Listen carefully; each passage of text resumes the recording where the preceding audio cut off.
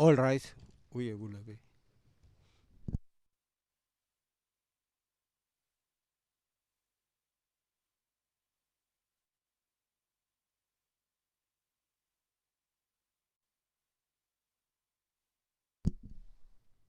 Please be seated. We are sure.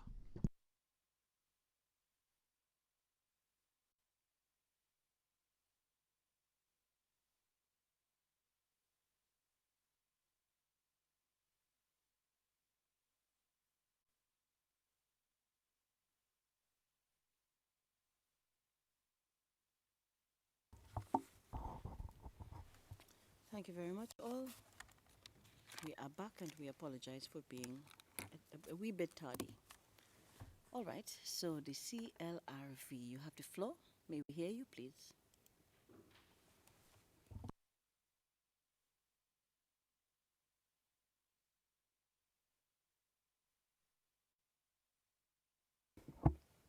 Thank you, Madam President. Madam President, Your Honors, together with Paulina Mesida, Francisco Cox, Joseph Manoba, and Paul Bradfield, we appear before you today to speak on behalf of the 5,795 victims authorized to participate in the present proceedings as of the 12th of August. It is an honor to represent these women, men, and children whose lives were destroyed by the acts of Joseph Kony and his Lord's Resistance Army, or LRA. The victims have waited for more than 2 decades for this moment. They have waited for more than 2 decades for their pain to be acknowledged, for their loss to be recognized, for justice to be done in their name. All these victims have waited long enough, Your Honors. Some have been waiting since July 2002, when the LRA's first attacks hit their villages. Some will not live to see the conclusion of these proceedings.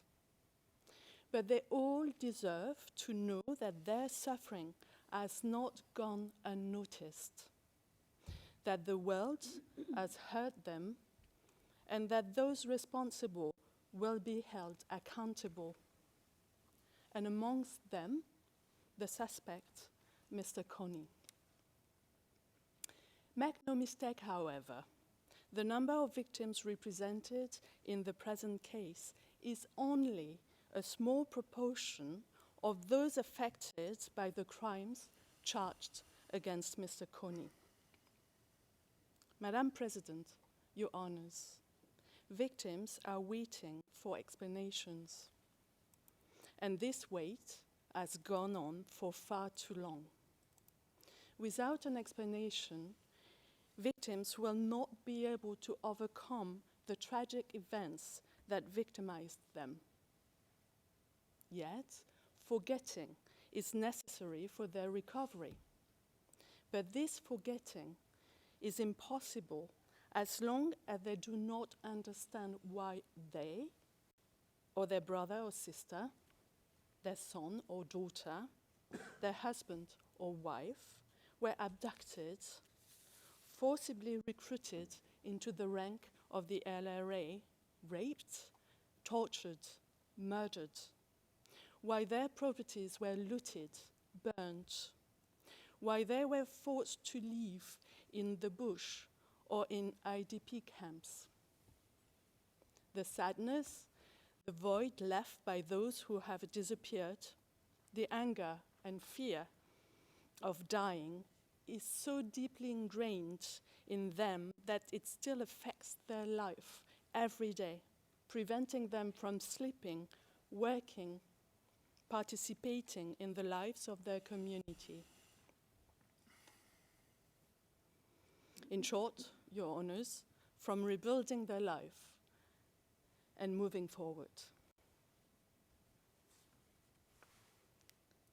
These emotional and psychological wounds are not just consequences of the crimes.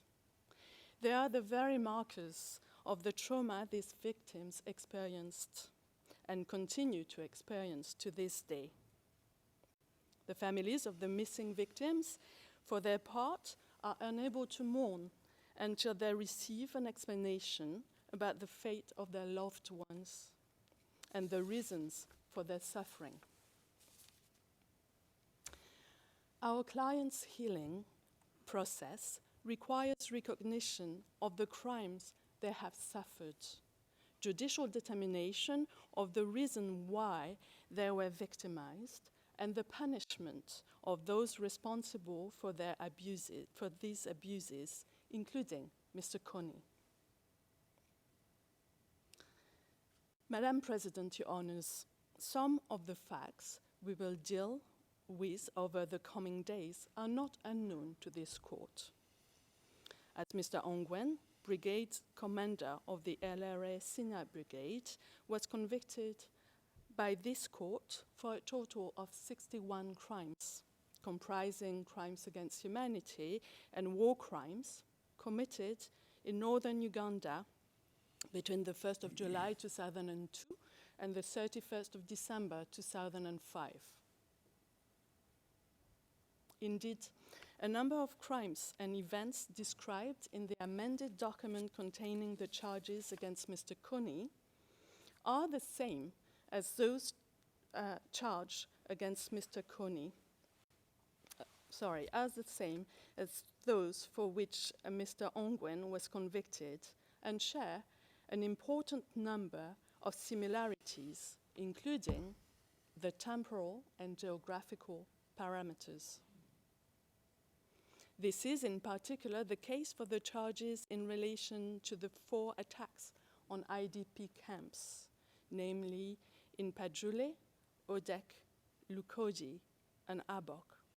The same holds true in relation to the sexual and gender-based crimes and the war crimes of conscripting and enlisting children under 15 and their use to participate actively in hostilities.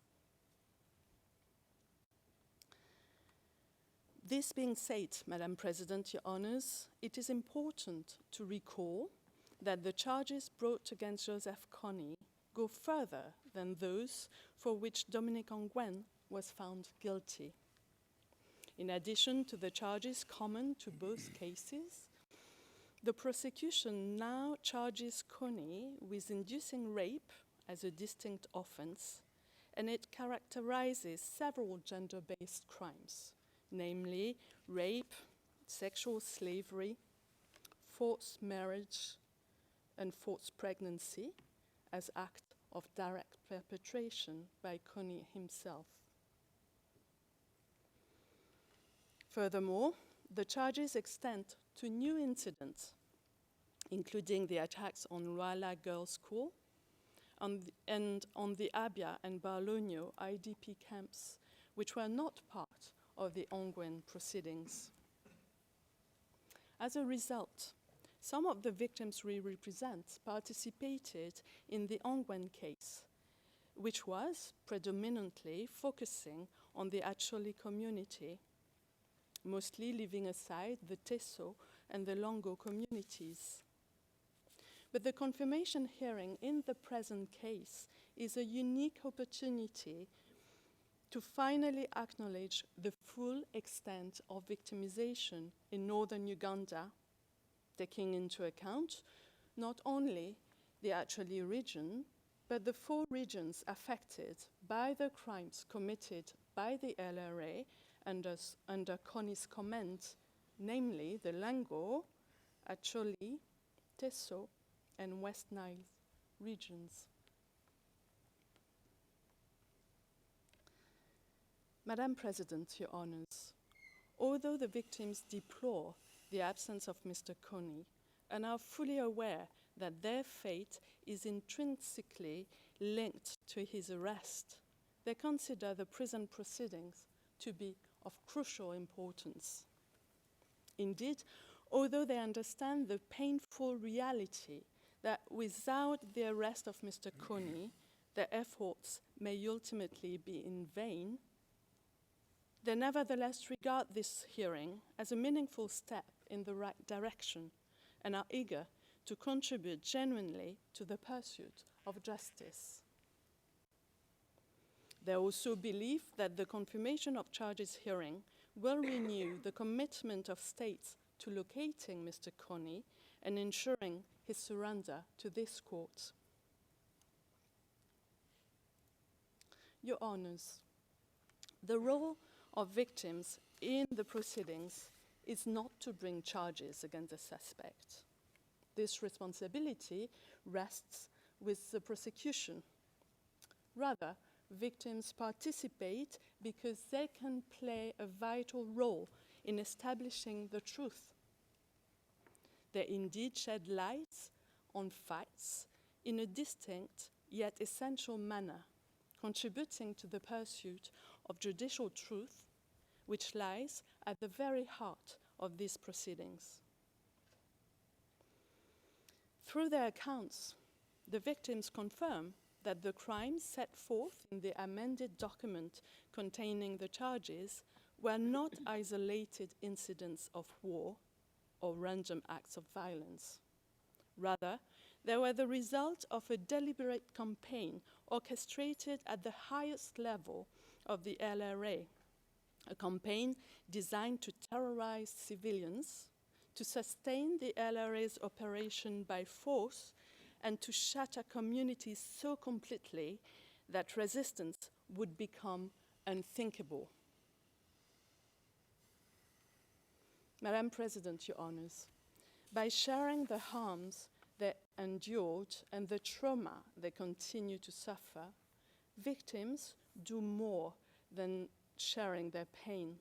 They offer powerful, significant evidence that these crimes happened and that they left deep, lasting scars.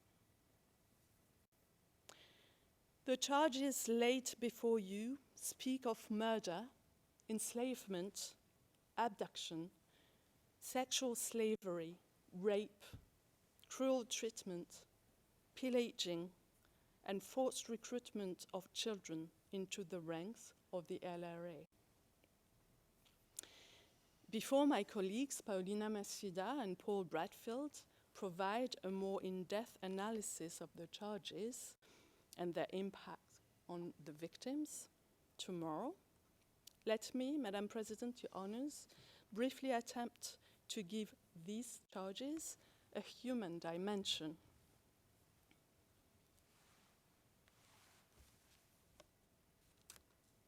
It often began in the dead of night, the silence broken by gunfire, the screams of neighbors, the sudden terror that the LRA rebels had come. Victim A/4000/11 was only 12 when they came for her. I quote, "I was 12 years when I was abducted. 2 of my brothers were killed in my presence." That is how a childhood ends, with the loss of family and the forced march in the bush. Other victims were taken from places meant to protect them: schools, homes, churches. Victim A/20068/24 recalled, I quote, "I was taken from school. I was forced to cook, to carry loads, and later to live as the wife of a soldier. I had no choice." No choice, Madam President, Your Honours. Those words appear again and again in the accounts of the victims. They had no choice when they were forced to watch killings. They had no choice when they were made to kill. They had no choice when their bodies were turned into tools of war, and they had no choice when they were given as wives of LRA commanders.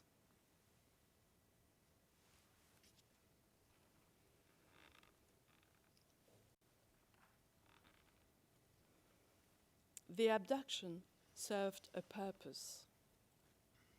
They were not spontaneous acts of banditry. They were part of a system designed to feed the LRA's ranks with new fighters and to provide its commanders with labor and sexual slaves. The prosecution's evidence will show this. The victim's account confirms it. Victim A/4001/11, taken at just 11, told us, I quote, "I was abducted at about 11 years old. I had to become a wife to one of the commanders. But, Your Honors, she and countless other abducted girls were not wives of Kony and LRA commanders. They were children enslaved, subjected to sexual violence day after day, their humanity reduced to the whims of men who treated them as property. The violence reached far beyond those who were abducted. Entire villages were wiped out. Survivors speak of homes torched, of livelihoods erased, of loved ones killed before their eyes.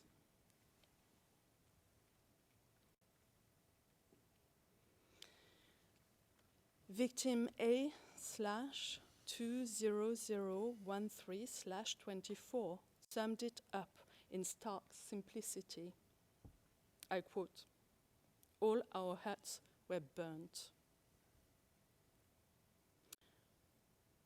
Another victim, A/20014/24, carries a loss that words can scarcely hold. I quote, "The rebels shot at me, forcing me to throw my baby down to run for my life. I still do not know where my child is." As for the daughter of victim A/20012/24, she was shot dead by the LRA rebels while still on her mother's back.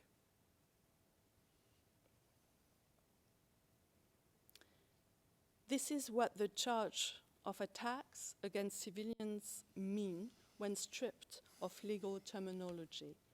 A mother forced to abandon her baby to survive. A baby killed while still on her mother's back. Madam President, Your Honors, the cruelty was unrelenting. It thought not just to kill, but to break the spirit. And indeed, the crimes committed by the LRA under Kony's command were committed deliberately to spread fear and enforce obedience.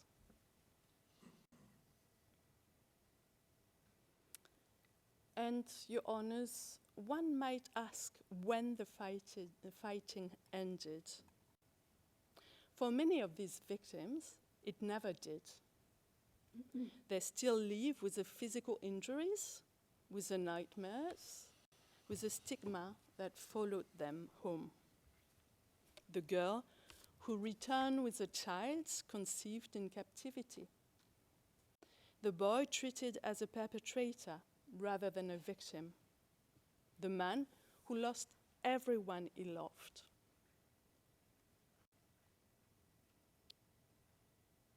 Victim A/45006/25 put it blankly, I quote,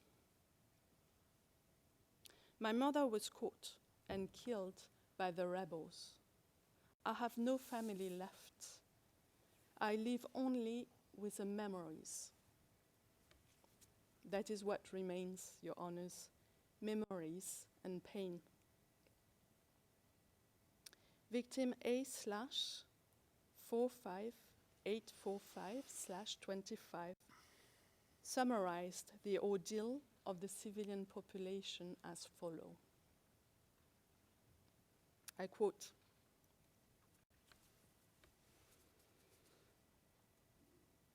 "There were so many people killed, many children as well, and pregnant women. The LRA killed my mother, cutting her on the back and then on the neck. I saw our house burning.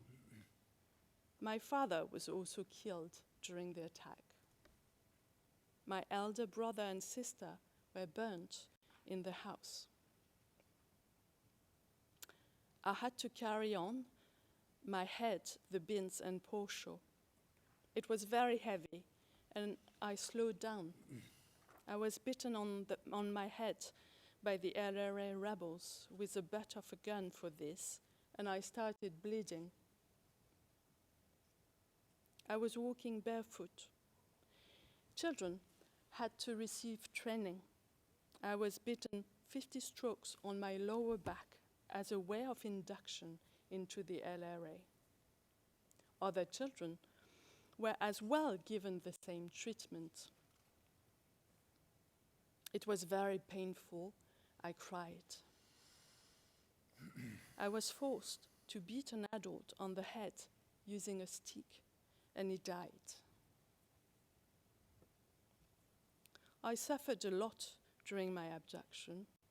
I did not eat and sleep properly. I had to do heavy tasks. I witnessed very bad things, and I was obliged to do bad things to other people. When I was abducted, I was going to school, and I had a future. Now my dreams are gone. And still, Your Honors, after everything they have endured, victims are here. Their presence speaks of resilience, of courage, of hope. They have found the strength to raise their voices, not to seek revenge, but to reclaim their dignity, to be seen, to be heard. They ask this court to name what happened to them for what it truly was. Crimes of the highest gravity, crimes committed with intent, crimes designed to terrorize and destroy.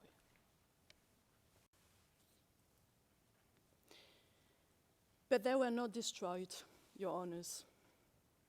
Today, they ask that Joseph Kony be named clearly and without hesitation as the one responsible for their suffering. They ask you, Madam President, Your Honors, to confirm all charges against him, and in doing so, to affirm that their suffering was not vain, that the truth will eventually be acknowledged, and that accountability will prevail.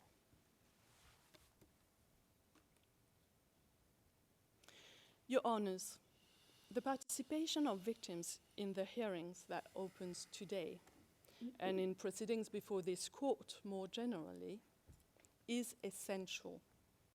It serves as a powerful reminder that justice is pursued on their behalf to protect future generations from atrocities that defy imagination and deeply shock the conscience of humanity, and to ensure that the most serious crimes of concern to the international community as a whole do not go unpunished. The confirmation hearing in the present case and your subsequent decision will not undo the past. It will not bring back the brothers killed before the eyes of a 12-year-old, or the child torn from her mother's arms, nor erase the suffering inflicted on the victim by the LRA under Kony's comment. But it will tell these victims that what they endured mattered, that justice can reach even the most powerful perpetrators, that impunity ends here. And, as already been stated, it may also reinvigorate states' commitment to locating Joseph Kony and ensuring his surrender to this court. That is why victims are participating in these proceedings. That is what they ask of you. I thank you, Madam President, Your Honours. Thank you very much.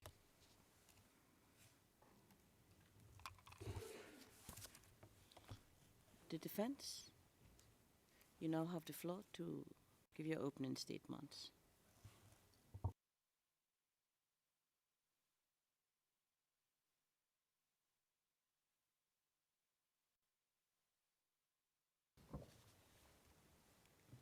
Your Honours, on the 21st of June 2024, I was assigned to represent the interests of Mr. Joseph Kony in a confirmation of charges hearing to be conducted in his absence.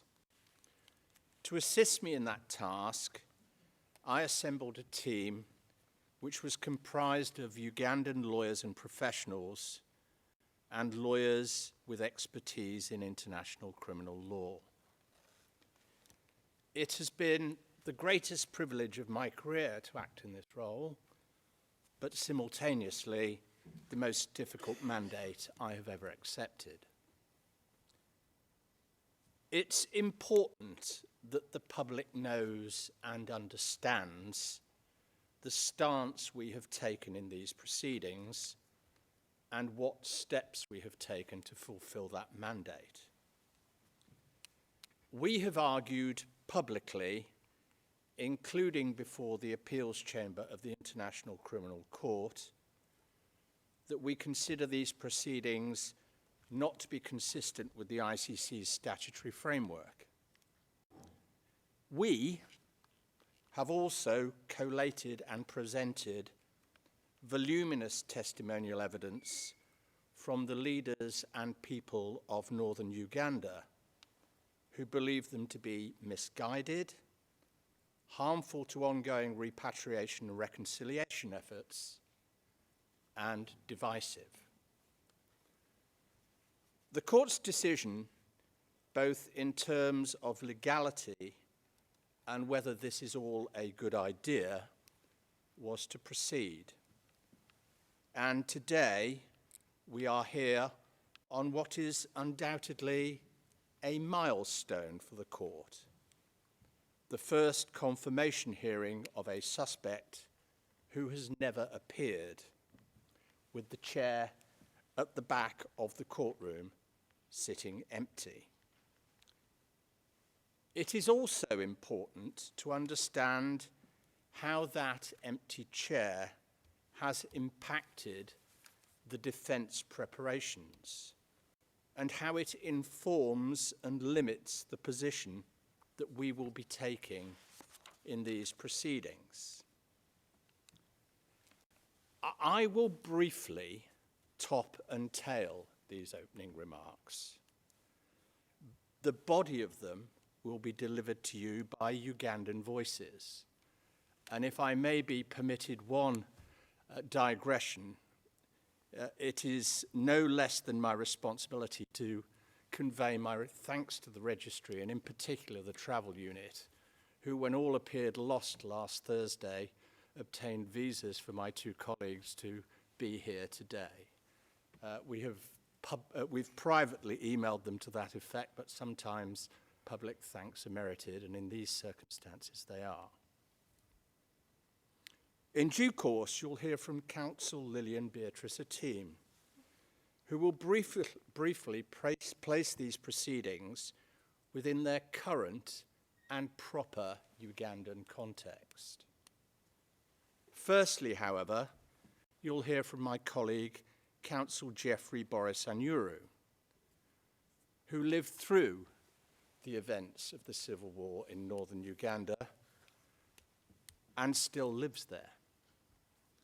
We requested exceptionally that he be permitted to address you in Acholi, and have to confess that we were both surprised and disappointed to find that that met with opposition from the common legal representative of victims.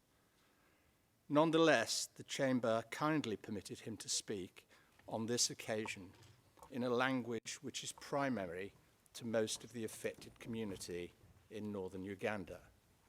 And without more, I will give him the floor. Thank you, Councillor.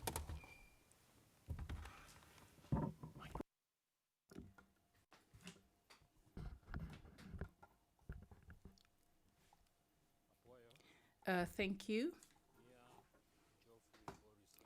My name is Geoffrey Boris Anyuro. I'm a lawyer in Uganda.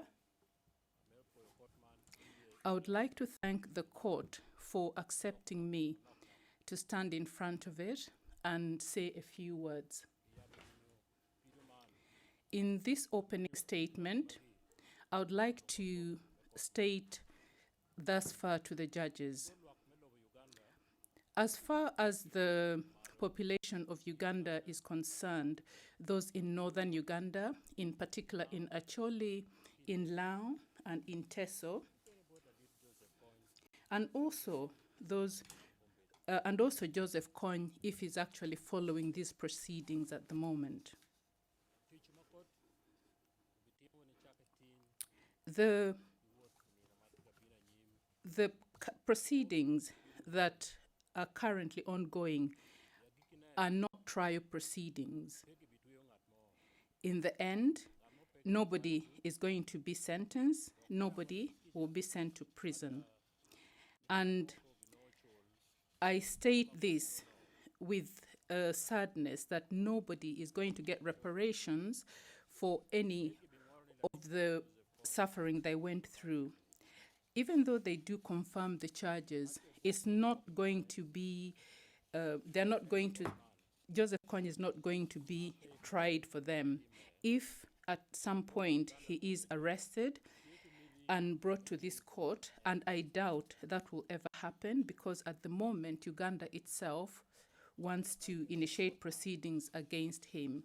But if ever he is brought to this court, then he has the right to request for a trial again so that the court can actually come out with the ruling. For all the people who have suffered,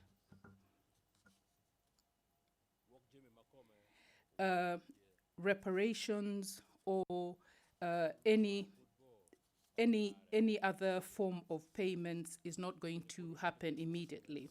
It's going to take time. It's going to take a long time.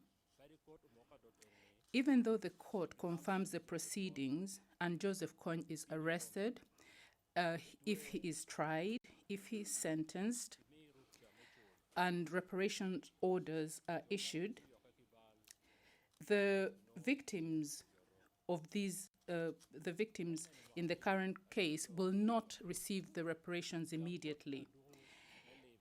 Indeed, in 2025, the reparations proceedings are still ongoing, even after reparations orders were made in the cases of Lubanga, Amadi, Ntaganda, and Ongwen.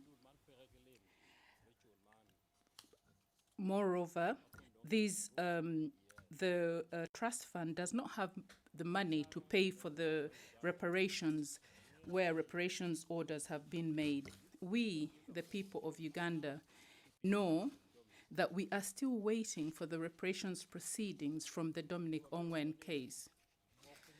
We have to remember that the confirmation charges is only a small part of these proceedings. Joseph Kony, they're still looking for him. He's still out at large. There's a warrant of arrest against him, but he's not been arrested. But if the person is not here, if the person is not present, then these proceedings are just going to end without any, will just end without going any further. Most of the people in Uganda are listening to how the proceedings are going. They are waiting for witnesses to come forward. This is not going to happen. Confirmation charges in other cases are for somebody who is leading the proceedings, but from the prosecutor. But in this case, it is the court has to hear from the prosecutor and from the defense. But without any other proceedings, nothing will go further. With respect to these proceedings, the prosecution has not found any information to continue with these proceedings. The prosecutor has shown everything that happened. They showed everything that happened in this court about 20 years ago. These things show our brothers and sisters in northern Uganda who were suffering, who had emotional and psychological problems. And we have a feeling that these showing of these pictures, showing these photos that the prosecutor has shown will cause more harm. It will re-traumatize them because they are seeing their relatives, they are seeing their brothers, they are seeing their sisters. This will cause them post-traumatic disorder. This is going to be shown to people, and anybody who wants to watch these photos or the pictures that were shown by the prosecutor will be able to see them again. Anybody who wants to see the photos will be able to go to the computer, switch it on, and watch those photos. And without receiving any information from the people who were aware of it, we will not know whether these things actually happen. We do not know whether we'll be able to hear from these people. As the prosecutor decided to show these pictures are going to have terrible repercussions on the people in northern Uganda who are seeing these photos. We should be aware that these proceedings are going to take a very short time for things that happened for a very long time. The people who suffered, the people that the lawyers in this court are alleging suffered from harm are only 5,795. The harm that they suffered has to be looked into and they have to be paid. But we have to be aware that the number of these people is minute if we take into consideration the conflict in Uganda that started in 1986 and ended in 2005. We should also be aware that most of the victims are not going to get justice from these proceedings from the court, because the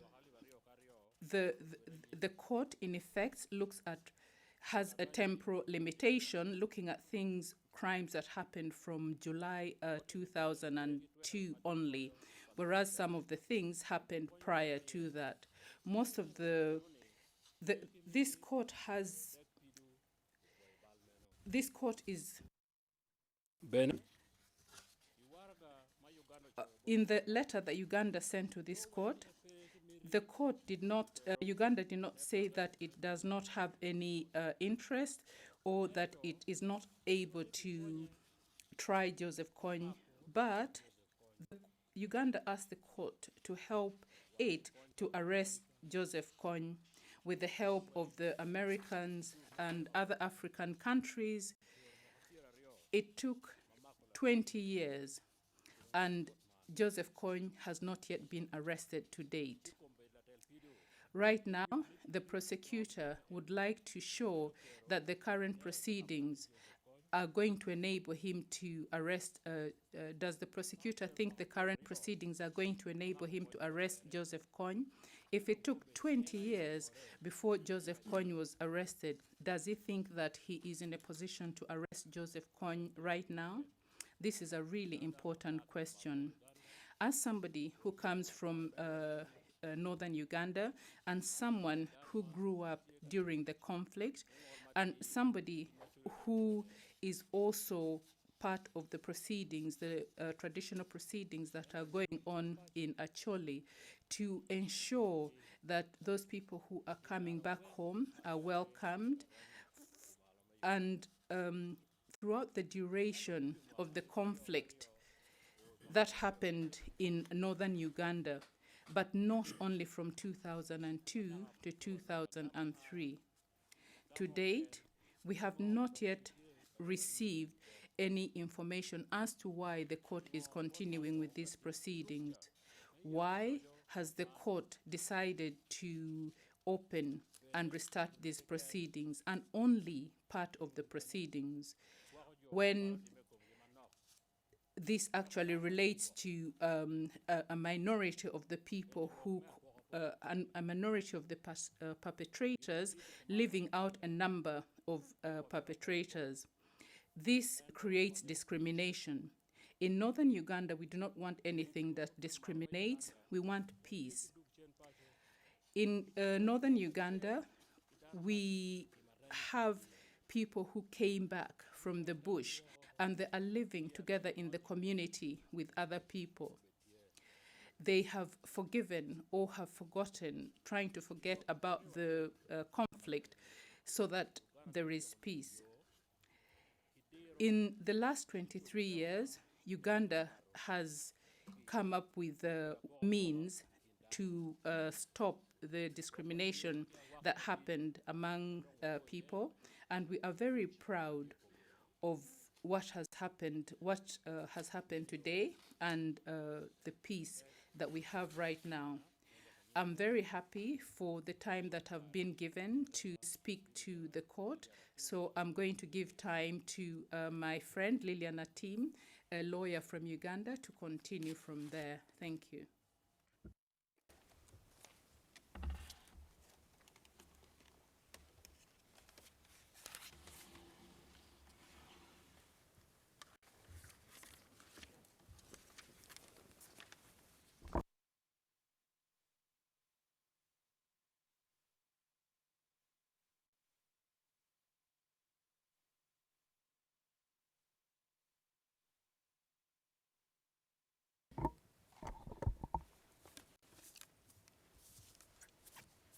Your Honors, it's a great privilege and honor to appear before you today to address questions of such importance to my country, particularly to the communities of northern Uganda. Excuse me. You've heard from my colleague Boris from the north. I am from the Teso region, but I'll address this court in English. In my brief remarks, Your Honors, I wish to highlight the broader context of these confirmation proceedings and how their outcome could impact on the overreaching process of transitional justice that we have painstakingly built in Uganda for Uganda. Under the Rome Statute and international law, the primary responsibility for investigating crimes committed in Uganda rests entirely with the national authorities. This responsibility aligns with the broader needs of transitional justice, which can only be accomplished by Ugandans themselves. Over the last 20 years, Ugandans have done both. They have investigated the alleged LRA crimes and have also implemented broader reconciliation strategies. Ugandans have done this by passing the International Criminal Act of 2010, which incorporates all the Rome Statute crimes into the domestic law.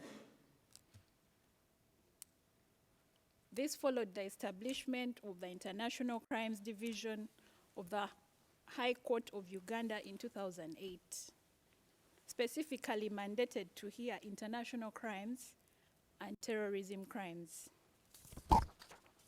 The ICD recently completed the trial of an LRA commander, Thomas Koyelo, for crimes spanning the LRA's entire period of activity. Victims participated and a substantial reparations order was issued in their favor. In parallel, Ugandans implemented the Amnesty Act of 2000 to facilitate the return and reintegration of lower-level commanders, rather fighters, who surrendered voluntarily, and these include members of Joseph Kony's family. The community, including victim communities, largely support this reintegration, of course without diminishing the importance of justice and reparations. The National Transitional Justice Bill, now before the Ugandan Parliament, aims to establish a war crimes reparation fund for all victims of the civil war, not just those from specific cases or time frames. Meanwhile, the reparations award in the case of Dominic Ongwen has created bitterness and disappointment among those who did not qualify as victims, and very high expectations and growing impatience amongst those who did. And this is the context in which these confirmation proceedings are taking place after 20 years of dormancy. This context is highly relevant to the arguments the defense will make in its submissions. But ultimately, this court can only be a small part of the larger project of transitional justice needed to ensure everlasting peace and reconciliation. Of course, the defense's requests not to hold this hearing have since been rejected, and so the proceeding is taking place. These expressions remain relevant so that the people of Uganda can fully understand the context in which these current proceedings are taking place and the position the assigned counsel has taken. Over the past year, the defense team has had the privilege of months of exchange with the people of Uganda, especially those from the affected communities. As a team, we have seen how the country is trying to heal and pull together after the upheaval of 20 years ago, thriving in some ways and still hurting in others.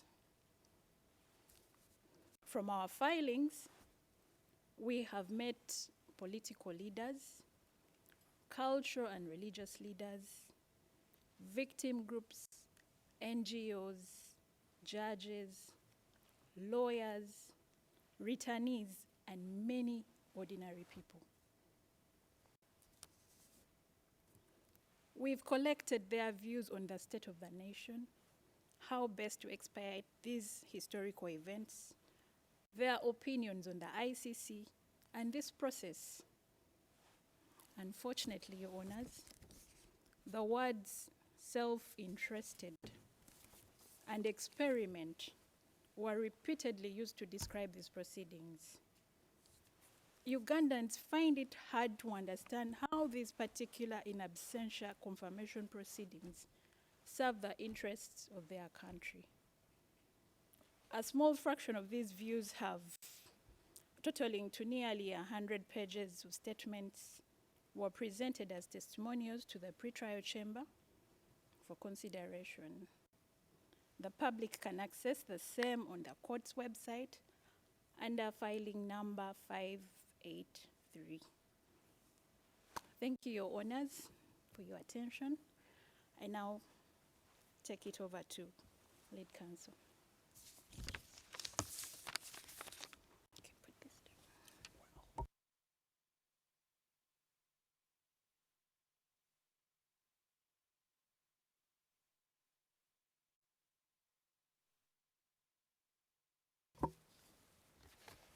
down. Prior to my appointment, these hearings had been scheduled for October of 2024. For a number of reasons, those hearing dates had to be vacated, and in December 2024, this chamber unilaterally set the present date. I'd like to dispel the myth that the hearings were delayed by 11 months because I asked for that. In fact, when invited to do so, the defence made no arguments at all as to when these hearings should take place and would have participated whenever the court scheduled them. Nonetheless, the defence makes no complaint about the amount of time it has in fact had to consider the material. Between us, we, the defence team, have read and assimilated the 11,000 odd documents disclosed over the course of the last year, and where relevant, sent inquiries, requests and challenges to the prosecution throughout. Similarly, we've scrutinised the document containing the charges and the pre-confirmation brief. The highly experienced and, dare I say, extremely clever team of lawyers I have assembled is bursting to tell you that the charges, or at least some of them, are formally impermissible or legally incorrect. And, having reviewed the evidence, they're just as anxious that the lacunae in some of the foundational evidence is also highlighted. However, running alongside what might be termed normal case preparation has been the nagging uncertainty of what our professional responsibilities are in this unprecedented situation for counsel and a defence legal team.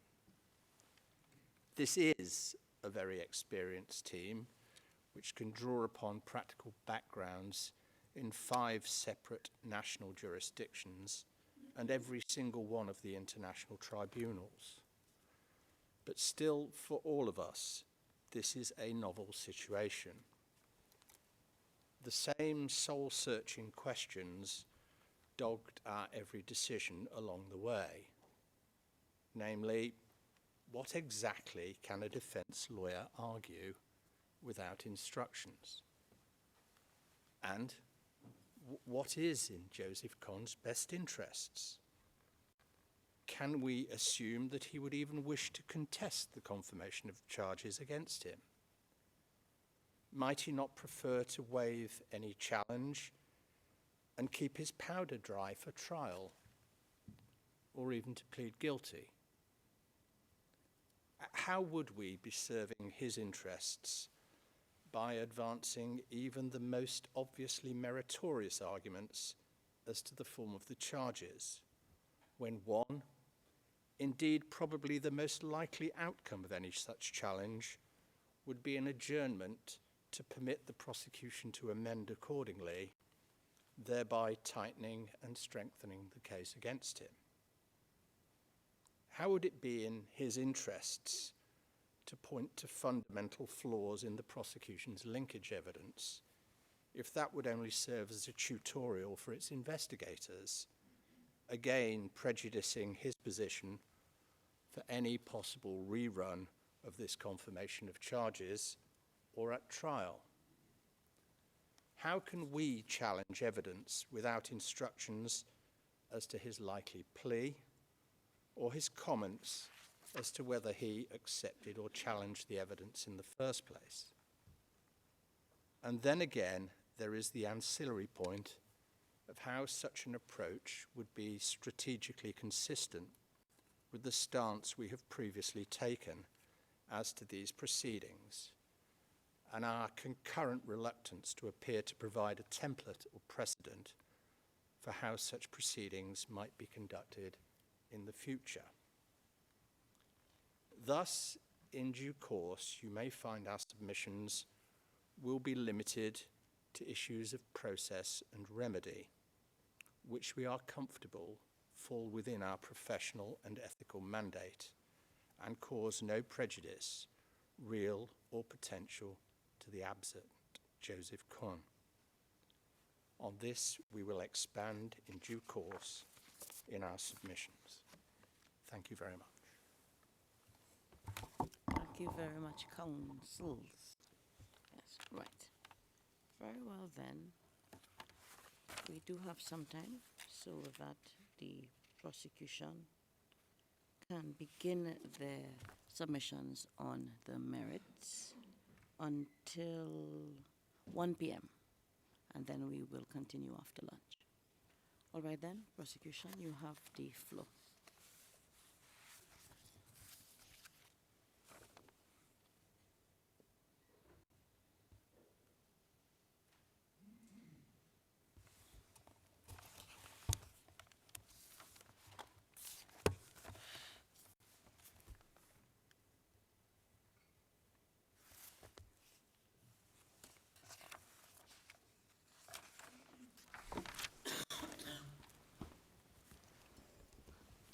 Madam President, Your Honors, my name is Leonie von Braun, and I will begin the prosecution's merit presentations now.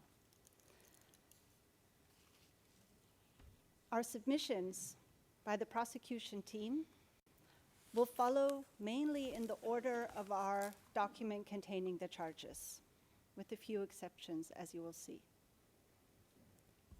I, for my part, in the following half hour, will deal with the question why we have charged Mr. Kony pursuant to Article 25(3)(a as an indirect co-perpetrator,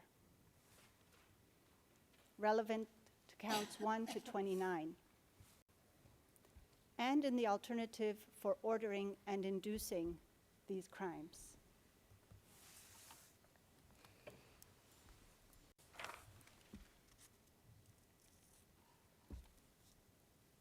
One moment, please. I'm not sure whether our presentation is on the screen. Now it is. Yeah? That screen is off. Okay. Yes. Evidence channel Apologies. 2. Apologies, yeah. So just to recap very briefly, counts 1 to 14 relate to 7 attacks on IDP camps and the attack on the Lawala Girls' School. Counts 15 to 29 relate to the systemic crimes against women and children. In turn, today and tomorrow, my colleagues will address the evidence underpinning these charged crimes as executed by LRA fighters. Finally, our merits presentation will conclude by trial lawyer Henderson with the charges on individual perpetration of crimes. Now, Your Honors, let's look at the LRA. Mr. Kony and LRA commanders could rely for the obedience in the execution of their orders to commit the charged crimes on a reliable pool of persons, the LRA fighters under their control. Kony used the LRA to subjugate the will of its fighters who executed the crimes. The LRA fighters functioned as tools, and accordingly, Your Honors, their conduct is attributable to Mr. Kony. The evidence shows that he was the uncontested leader of the LRA. Witnesses with knowledge of the internal structure refer to him variously as the overall leader, chairman, president, chief commander. I refer Your Honors to the references cited at footnote 7 of our brief. For instance, UGA OTP 01500063 at paragraph 12. Further, Mr. Kony shared a common plan with his second-in-command, Vincent O.T., and other LRA commanders. And what is it these men wanted to achieve? As demonstrated by the sequence of events charged in this case, the LRA co-perpetrators wanted to attack civilians in northern Uganda, whom they perceived as their enemies, because they believed them to support the government, a government the LRA was at war with.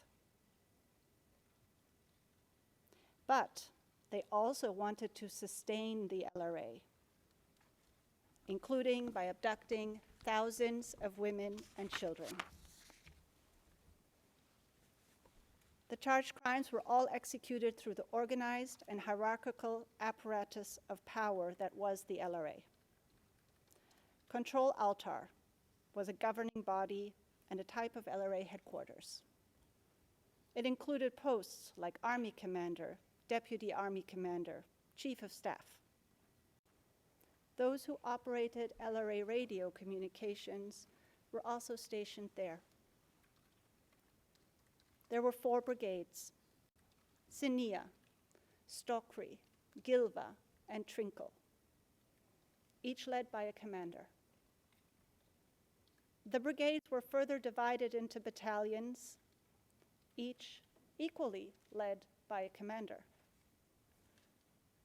and then further into companies known as KOIs. From September 2003 onwards, Mr. Kony created a division called JOGO. In the charged period, the LRA numbers fluctuated, but the system of abduction ensured that there were always sufficient numbers of fungible individuals to support a core fighting group of at least hundreds of fighters.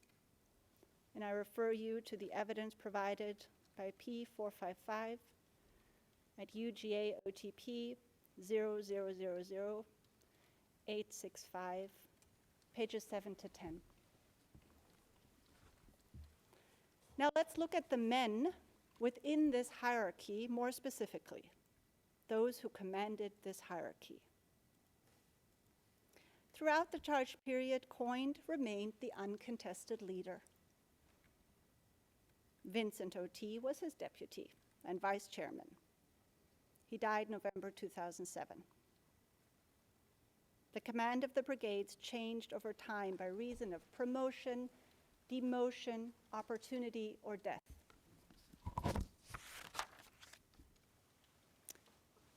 Let us have a look at the individual brigade commanders now in turn.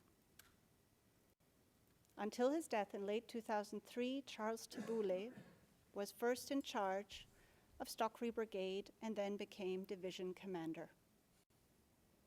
The prosecution alleges that Kony coordinated with Tabule on the abduction of the schoolgirls from Luwala Girls' School in June 2003. Buk Abudema was brigade commander of Gilva Brigade, then Sinia, then Stokri Brigade, then division commander. The prosecution alleges in particular his involvement in the attack on the Abok IDP camp. Dominique Ongwen, the convicted co-perpetrator, succeeded Abudema as brigade commander of Sinia Brigade. He was promoted by Mr. Kony on 4th March 2004, and I refer you to UGA OTP 0061 0002 at 0122. Ochan Bunya was brigade commander of Gilva. Charles Capera was in charge of Stokri Brigade, Sinia, and then Trinkle Brigade. The prosecution also alleges his involvement in the Luwala attack. Okoto Diambo was the commander of Trinkle Brigade, then Stokri Brigade, Gilva, and then he rose to Deputy Army Commander and Army Commander. Lakati was a major general in Senia Brigade. He then served as Deputy Chief of Staff and then Chief of Staff. And the prosecution alleges his involvement, for instance, in the attack on Pajula IDP camp. But he was also involved in weapons distribution for Mr. Kony. UGA OTP 000000865, pages 1 to 5. Jimmy Ochiti was a colonel and chief of personnel in Control Altar. Nyeko Yadin was a chief of staff and army commander until his death in 2004. And finally, Your Honors, Raska Lukuya is counted by the prosecution among the LRA's top commanders. He consistently held high-ranking positions as Deputy Army Commander and Army Commander within the LRA. For the duration of the period charged, it was at least this group of men who collaborated with Mr. Kony, acting under his command, to use the organized and hierarchical apparatus of power as a means to control those fighters who executed the charged crimes, subjugating LRA fighters to their will. For the evidence on each commander and his role, I refer you to footnotes 9 to 19 of our pre-confirmation brief, more specifically. Your Honors, up to 4 times daily, these commanders would connect with Mr. Kony via LRA radio and report to him. And we have collected these communications, and they are evidence in these proceedings.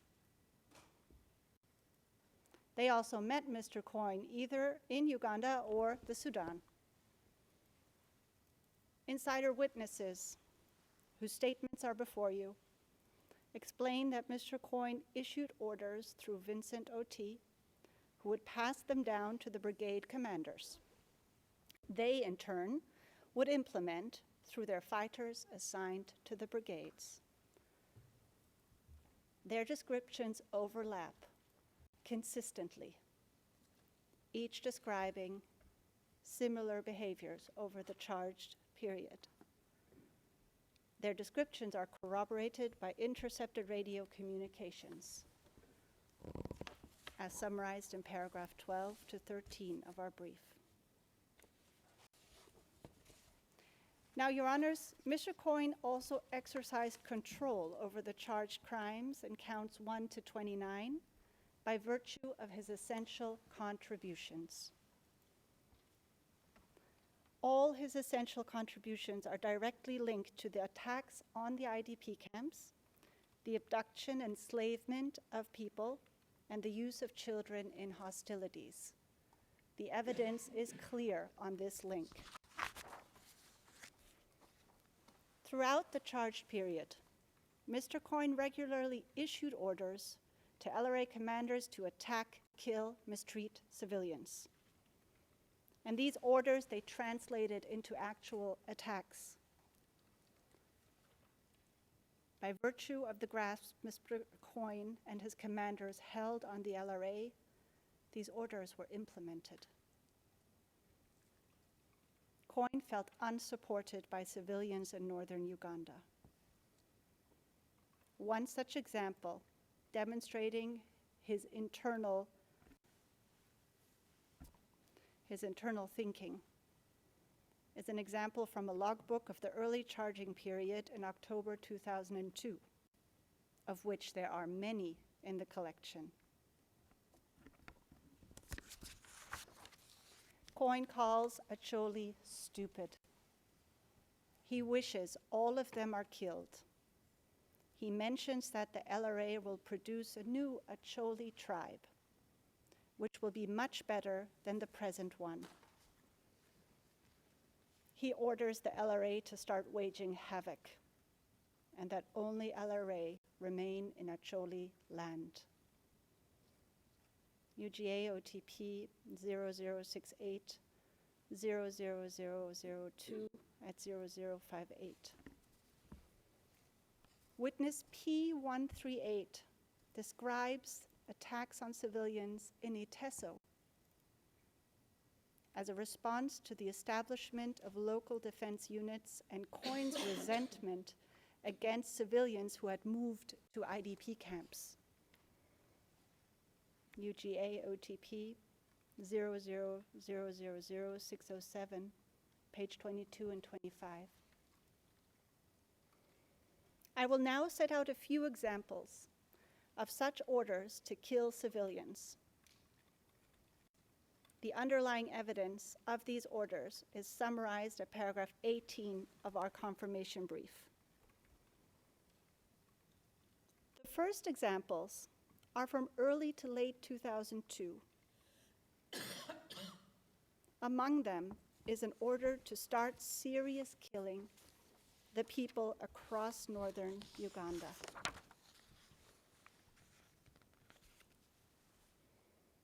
This conduct continues in 2003. For instance, Mr. Kony instructs OT to attack Gulu, Kitgum, Lira, and Pader. Still in 2003, Kony begins to target also the Lango and Iteso regions more specifically. He instructs schools and universities to be attacked and students killed. Commanders are to hit Lango areas mercilessly and then proceed to Teso. On account of such orders to Tabule and Oti, the Lawala Girls' School is attacked on 24th June 2003. You will hear more of this later on today. Pajule IDP camp is attacked on 10th October 2003. My colleague will address that later on today. The orders continue, and so do the LRA's attacks throughout 2003 and 2004. I wish to concentrate a moment on Mr. Kony's actions in relation to the Abia attack on 24th February 2004, which is emblematic of his criminal behavior. Prior to the attack, Mr. Kony reiterated his orders to attack and kill civilians. On 23rd January 2004, he is recorded to have said, and I quote from the logbook, "Let Odhiambo go and kill Langi tribes from the old to the kids." UGA OTP 0254 4143 at 4208 4209. Okot Odhiambo, Stockery Brigade Commander, then instructed his subordinates to proceed to Abia IDP camp and to kill everyone there, both soldiers and civilians, to burn the houses, including with people inside. And that is what they did. Kony was so pleased with Odhiambo that he ordered him to conduct an even larger attack. I refer you to several logbook entries. For example, UGA OTP 0061002 at 0047, or UGA OTP 02427309 at 7364, as well as the testimony and statements of several LRA insiders, which we have summarized at footnotes 252 to 254 of our brief. 3 weeks later, Your Honors, the LRA attack Barlonio IDP camp and kill over 300 people there. After this attack, Odhiambo reports back to Kony, like he's done previously, like he's used to doing, around 23rd February 2004. He says to Kony, "The deaths were overly many. No living thing could be seen there. UGA OTP 0132-0026 at 0040-0044. On 13th March 2004, Mr. Kony promotes Odhiambo from colonel to brigadier. The LRA attacks continue pursuant to Mr. Kony's orders and result in killing, pillaging, enslavement at the charged attacks of Odek, Pagak, Lukodi, and Abok. But Mr. Kony's essential contributions do not stop there. The evidence demonstrates that the LRA, under his authority and under his directions, abducted thousands of civilians.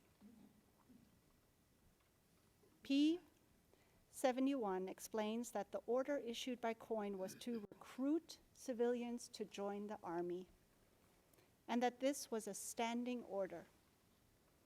UGA OTP 0228-3708, pages 3730 to 3733. A demographic analysis of data of returnees resulted in a count of almost 11,000 abducted persons.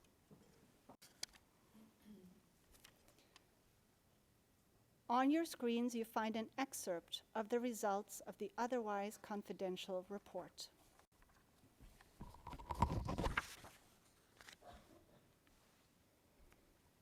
The data is sourced from UGA OTP 00001133, page 3. Among the registered abductions, 22.6% were women and girls, and 77.4% were men and boys. This data supports the allegation on how one of the main aims of Kony was to abduct, to recruit fighters.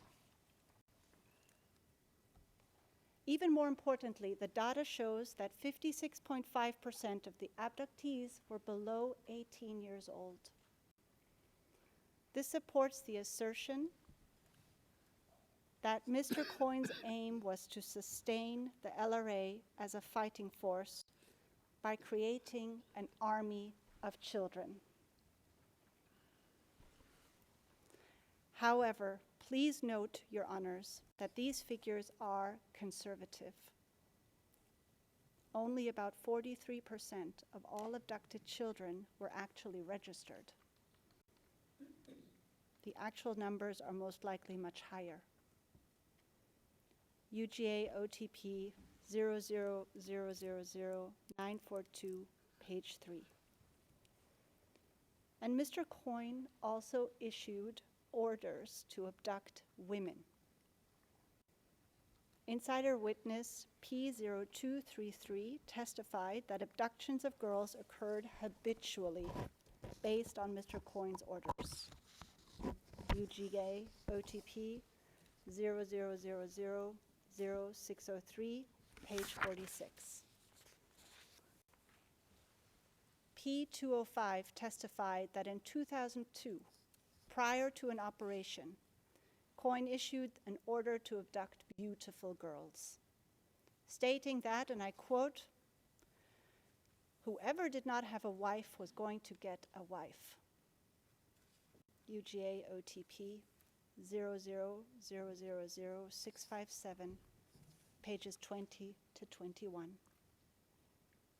In this entry of 12th May 2003, Kony instructed his commanders that now they should seriously embark on abduction, that what he wants now is that many schoolgirls should be abducted and brought in the bush because they will help them as wives. For the record, UGA OTP 0068-0146 at 0161. Children, both girls and boys under the age of 18, were also systematically abducted. In a police report of intercepted radio communications from 6 May 2004, Mr. Kony ordered Vincent Oti and Raska Lukuya to abduct many children to replace escapees and defectors. And Lukuya answered that he will. UGA OTP 0017-0187 at 0189. Insider witness P70 testified that the standing orders concerned children who could walk, who could help you carry luggage, who could be trained to be fighters, age 10 and above. UGA OTP 00000598, page 28. Insider witnesses describe how Mr. Kony devised and enforced the rules governing the mistreatment of abducted women and girls. For instance, young girls were first made babysitters called Ting Ting, and matured girls were forced to become wives. My colleague, Ms. Sanyu Ndegira, will today present the details on this and how this was implemented in practice. Kony also decided on the distribution of abducted women within the LRA. In a logbook entry of June 2003 from UGA OTP 0068 0146 at 0229, which appears on your screen, Mr. Kony gives precise instructions to an LRA fighter named Angola. Angola should give one lady to OT, keep one for himself, and then he instructs Angola to attack seriously in abducting more schoolgirls to replace their old women. P138, a former LRA member, and I quote from his transcript here now at UGA OTP 0000607, page 28 to 29.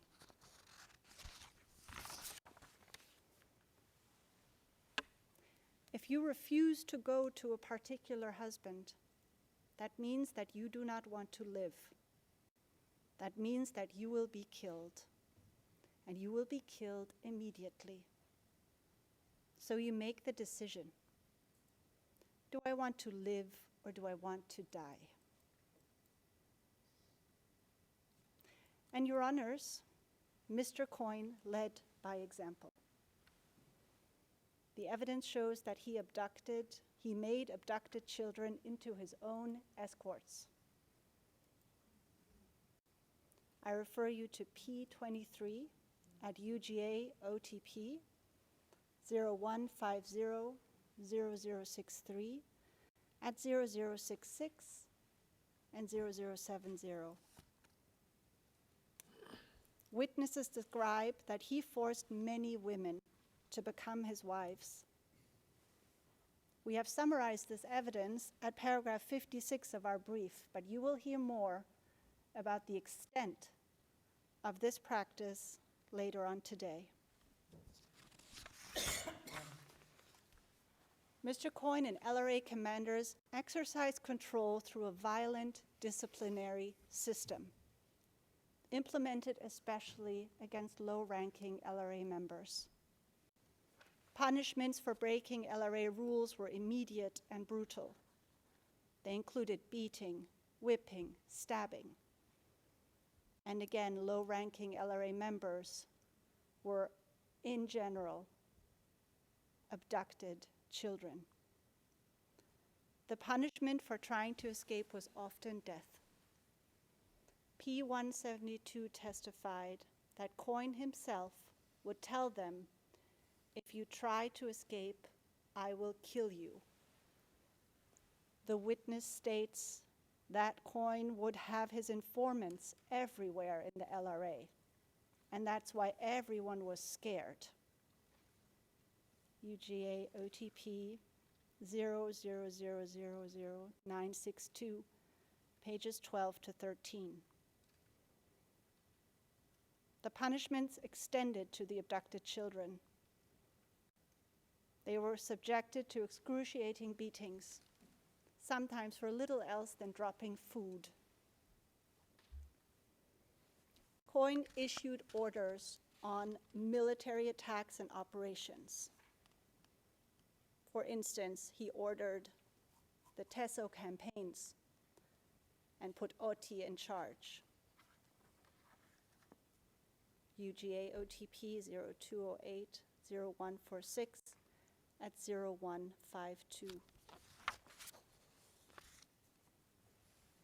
According to insider witnesses, he made orders on where to move on the front line via the radio, and then details were left to OT to communicate. UGA OTP 0220-0068 at 0074. Kony was promoting and demoting commanders. I gave the example of Odiambo today, but there are other examples throughout our evidence. Logbook entries across the charge period show how the LRA commanders reported their loot from operations, including weapons, to each other and to Mr. Kony via radio regularly, and that Mr. Kony then weighed in on the distributions. An example is UGA OTP 0232-0234 at 244. Your Honors, when looking holistically at the evidence, there can't be any doubt. Mr. Kony commanded the LRA. He and his co-perpetrators used the apparatus of power that was the LRA to control their fighters, subjugating them to their will, and he exercised control by virtue of his own essential contributions, not only to the common plan, its implementation, but to the crimes.